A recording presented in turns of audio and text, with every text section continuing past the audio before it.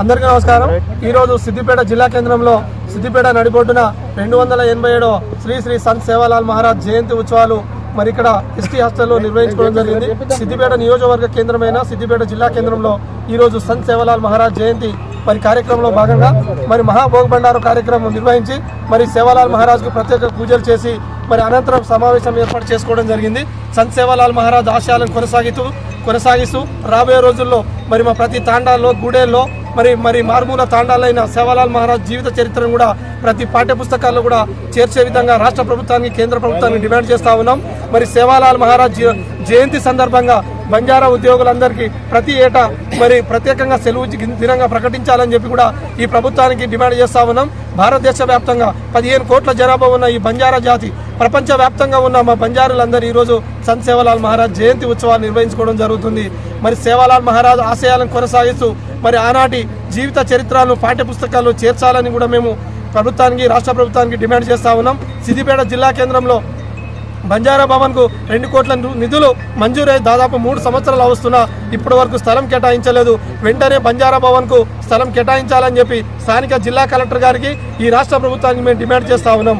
అలాగే సిద్దిపేట జిల్లా వ్యాప్తంగా ఉన్న 38 గ్రామ పంచాయతీల్లో కూడా సేవాలాల్ మహారాజ్ గుడి నిర్మాణానికి ప్రత్యేకంగా నిధులు మంజూరు చేయాలని చెప్పి కూడా ఈ ప్రభుత్వానికి మేము డిమాండ్ చేస్తా ఉన్నాం। సిద్దిపేట జిల్లా కేంద్రంలో సిద్దిపేట విద్యా నిలయంలో మరి సిద్దిపేటలో ఎస్టీ మహిళా హాస్టల్ను కూడా మంజూరు చేయాలని చెప్పి సిద్దిపేట జిల్లా కేంద్రంకు నలుమూలలా మరి దాదాపు 10 జిల్లాలకు అనుసంధానంగా ఉన్న ఈ సిద్దిపేట జిల్లా కేంద్రంలో ఒక ఎస్టీ మహిళా హాస్టల్ మంజూరు చేయాలని చెప్పి కూడా ఈ రాష్ట్ర ప్రభుత్వానికి మేము డిమాండ్ చేస్తా ఉన్నాం।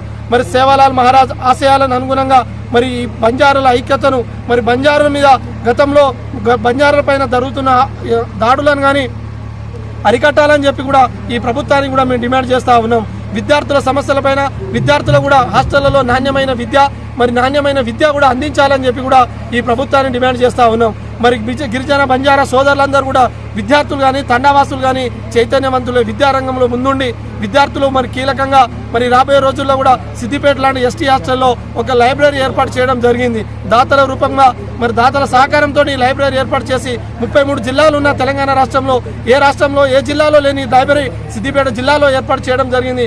దాతల సహకారంతో సిద్దిపేట ఎస్టీ హాస్టల్లో దాదాపు 180 మంది విద్యార్థులు ఆ లైబ్రరీలో ఉన్నతమైన చదువుకొని మరి వాళ్ళు మంచిగా వినియోగించుకొని ఉన్నతమైన ఉద్యోగంలో రావాలని చెప్పి తల్లిదండ్రుల ఆశయ సాధనను మరి వాళ్ళ కలలకు నెరవేర్చాలని చెప్పి కూడా మేము కోరుతా ఉన్నాం। మరి సంత్ సేవాలాల్ మహారాజ్ జయంతి సందర్భంగా సిద్దిపేట జిల్లా కేంద్రంలో ఇంత ఘనంగా నిర్వహించి ఈ కార్యక్రమంలో భాగస్వాములైన మా అక్కా చెల్లెలు అన్నాదమ్ములు ఉద్యోగులు ఉపాధ్యాయులు బంజారా నాయకులందరికీ కూడా పేరున శుభాకాంక్షలు తెలియజేస్తూ జై సేవాలాల్ సేవాలాల్ మహారాజ్ కి ప్రపంచవ్యాప్తంగా ఉన్న మా బంజారా సోదరులు 287వ జయంతిని ఘనంగా జరుపుకోవడం జరుగుతుంది।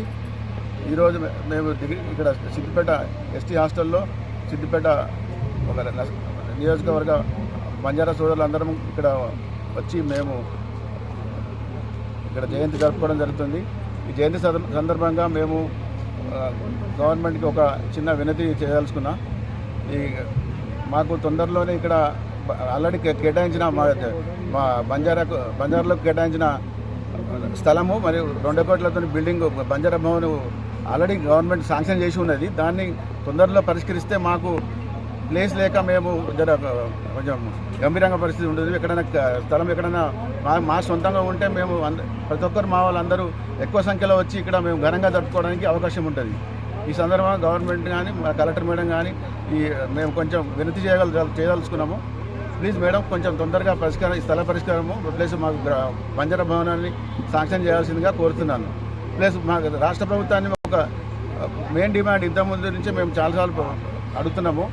సేవాలాల్ యొక్క విగ్రహం ట్యాంక్ బండ్ మీద వెంటనే స్థాపించాలి। మా 50 లక్షల జనాభా ఉంది మాకు తెలంగాణలో।